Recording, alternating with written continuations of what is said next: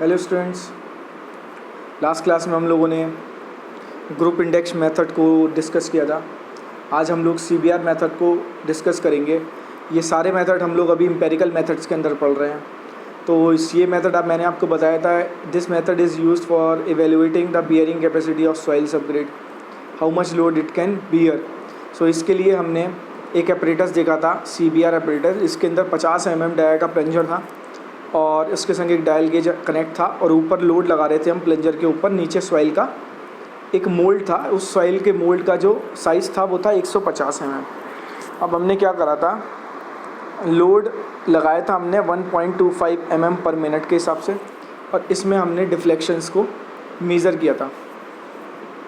तो जैसे जैसे हम लोग लोड की वैल्यू बढ़ाएंगे, 1.25 mm पर मिनट की दर से लोड लगा रहे हैं, तो जैसे ही हमारा जो प्लंजर है, जो 50 mm डाया का जो प्लंजर है, जैसे ही ये 2.5 mm पेनिट्रेट कर जाएगा सॉइल सैंपल के अंदर, वैसे ही हमको उस 2.5 mm पेनिट्रेशन के करस्पॉन्डिंग लोड को नोट करना है। सिमिलरली जब ये प्लंजर 5 mm पेनिट्रेट कर जाएगा तो उसके करस्पॉन्डिंग हमको लोड की वैल्यू उसको नोट करना है और दोनों के करस्पॉन्डिंग लोड की उसको नोट कर लेना है। अब हमको CBR फाइंड करने के लिए एक फॉर्मूला यूज़ करना है। CBR percentage is equals to load carried by the specimen at 5 mm और 2.5 mm penetration divide by the load carried by the standard stone aggregate sample.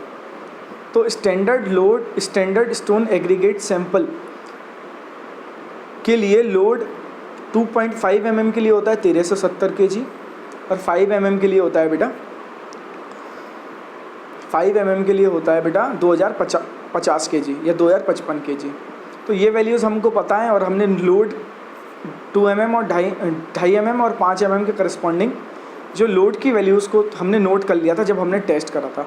तो उनकी वैल्यूज़ को नॉमिनेटर में रखेंगे, डिनोमिनेटर की वैल्यूज़ हमको पता है, मल्टीप्लाई बाय 100 करेंगे तो हमको CBR की वैल्यूज़ मिल जाएंगी। ठीक है, तो यहाँ से हम लोग CBR की वैल्यूज़ को ईजिली कैलकुलेट कर सकते हैं और एक ग्राफ प्लॉट करेंगे इसमें हम, जिसमें लोड को हम लोग रखेंगे वर्टिकल एक्सिस पे और पेनिट्रेशन को रखेंगे हम लोग हॉरिजॉन्टल एक्सिस पे और 2.5 mm और 5 mm के करस्पॉन्डिंग लोड को नोट करेंगे। सो अगर पूरा का पूरा शेप कॉन्वेक्स शेप में है हमारा ग्राफ, तो हमारा ग्राफ में नो करेक्शन रिक्वायर्ड है। बट अगर हमारे ग्राफ में इनिशियल कॉन्केविटी आ जाती है तो हमको ग्राफ को करेक्ट करना पड़ता है। फॉर दैट हमको क्या करना पड़ता है, उस ग्राफ में जहाँ भी कॉन्केव सेक्शन होता है उस ग्राफ के कॉन्केव सेक्शन में जहाँ पे भी मैक्सिमम स्लोप होता है, तो उस ग्राफ में कॉन्केव सेक्शन में उस मैक्सिमम स्लोप से लेकर हम लोग एक टेंजेंट खींचते हैं जो कि हॉरिजॉन्टल एक्सिस पे कट करती है और हमारा अब जो कर्व है वो उतना शिफ्ट हो जाएगा जितना इनने हॉरिजॉन्टल एक्सिस को कट किया। ठीक है, तो ये कॉन्केविटी आती क्यों है? ये कॉन्केविटी आती है बेटा जब हम सॉइल सैंपल को, जो हमारा सॉइल सैंपल होता है वो स्मूथ नहीं होता ऊपर से, उसमें कुछ इरेगुलरिटीज़ होती हैं। ठीक है, तो ये हमारा हो गया CBR मेथड। ठीक है, अगर CBR की वैल्यू 2.5 mm पेनिट्रेशन पे ज़्यादा है और 5 mm पेनिट्रेशन पे कम है तो इट इज़ ओके, तो हम CBR की वैल्यू 2.5 mm वाली को कंसीडर कर लेंगे। But in case CBR value of 5 mm penetration comes out to be greater than CBR value of 2.5 mm penetration, then test must be repeated so that the CBR value of 2.5 mm becomes greater. If the result shows the same thing again, तो हम क्या करेंगे, CBR value for 5 mm should be taken as the CBR value.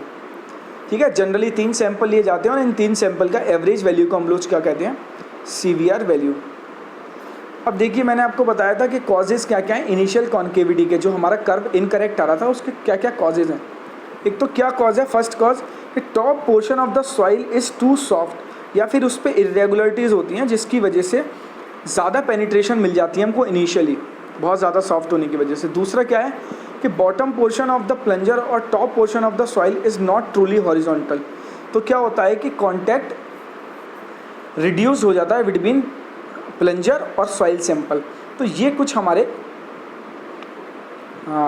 Causes हैं जो initial concavity के, जो कि इनकरेक्टेड curve के होते हैं। नाउ अगर हमारे पास CBR वैल्यू मिल गई है तो हम इजीली थिकनेस को कैलकुलेट कर सकते हैं फॉर पेवमेंट। थिकनेस का फॉर्मूला क्या है, √1.75 P अपॉन CBR परसेंट जो हमने यहाँ से निकाली है ऊपर से माइनस P अपॉन P पाए। अब देखिए यहाँ पे P क्या है बेटा, व्हील लोड है, कैपिटल P व्हील लोड है, स्मॉल p है टायर प्रेशर, और CBR की वैल्यू हमने निकाली ली है ऊपर से।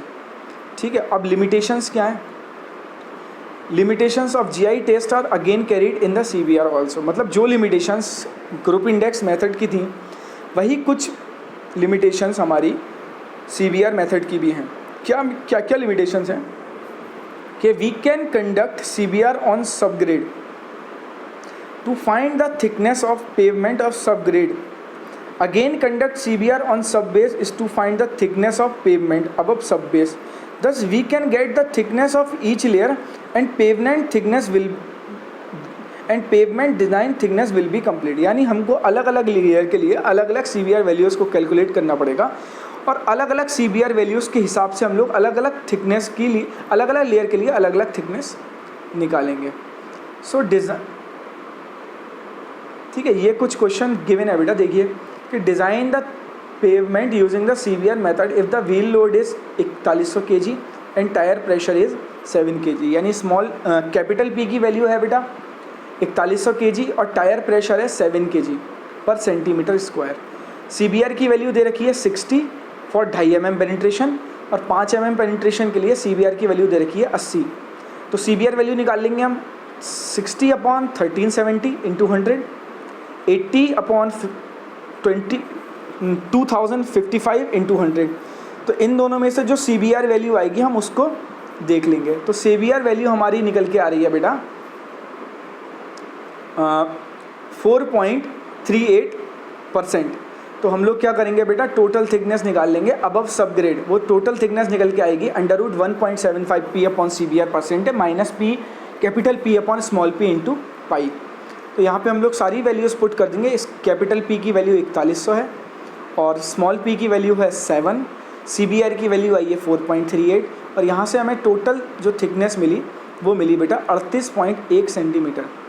अब थिकनेस ऑफ पेवमेंट अब कॉम्पैक्टेड सॉइल, उसके लिए CBR की वैल्यू दे रखी है बेटा 6%, तो यहाँ से हमको उसकी वैल्यू मिल जाएगी। सिमिलरली थिकनेस ऑफ पेवमेंट अब पुअरली सब ग्रेडेड सॉइल, तो हम लोग CBR की वैल्यू पुट करते जाएंगे और हमको क्या मिलता जाएगा, हमको उनकी वैल्यूज़ मिलती जाएंगी। अब ये चीज़ देखते जाएं। अब तो अब है तो हम लोग फाइनल में क्या करेंगे, टोटल थिकनेस हमारी आई थी 38.1 और कॉम्पैक्टेड सॉइल के अब कितनी थी 30.77। तो थिकनेस ऑफ कॉम्पैक्टेड सॉइल कितनी हो गई 13.1 माइनस 1.77 यानी 6.33 centimetre. Similarly thickness of poorly graded क्या हो जाएगा, पुअरली ग्रेडेड किसके ऊपर होगा,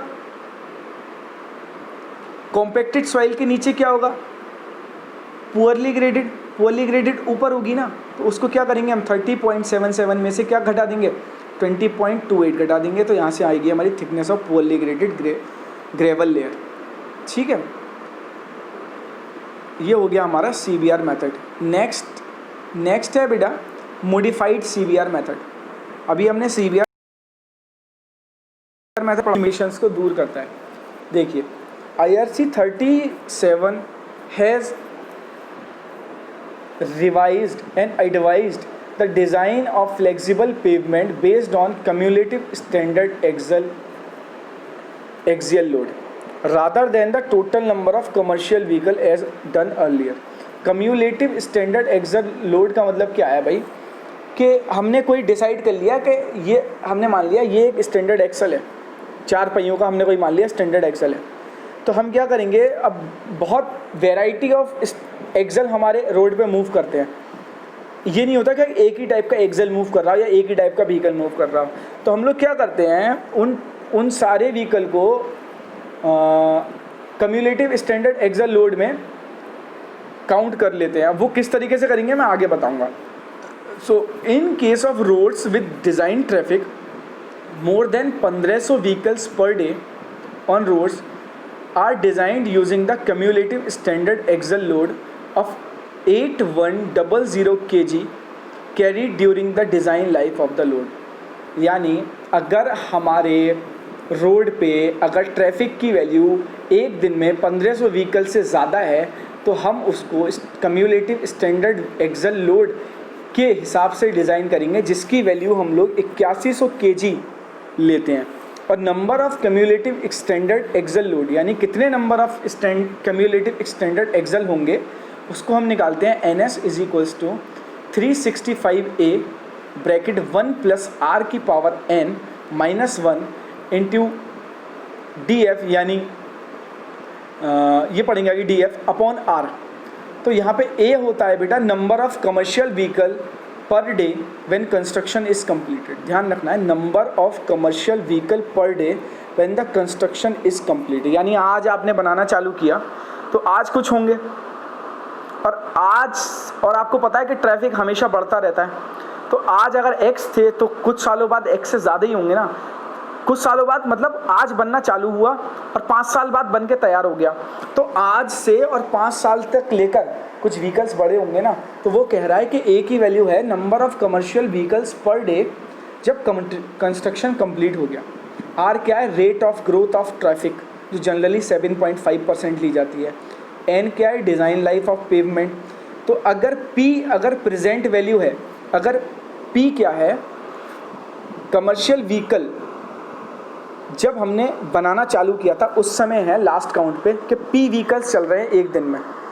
तो भाई अगर रेट ऑफ ग्रोथ R हो तो X साल में कितने बढ़ जाएंगे, वो हो गया हमारा A। तो A की वैल्यू कैसे निकालेंगे, P bracket 1 plus R upon 100 की पावर X। ठीक है, X क्या है, ड्यूरेशन बिटवीन जब बनना स्टार्ट हुआ और जब ख़त्म हो गया बन के, तो वो है ड्यूरेशन बीच की X। ठीक है, तो आज इतना ही। In the next class we will see the further इस मेथड में हम लोग कैसे इस मेथड को अप्लाई करेंगे। Thank you.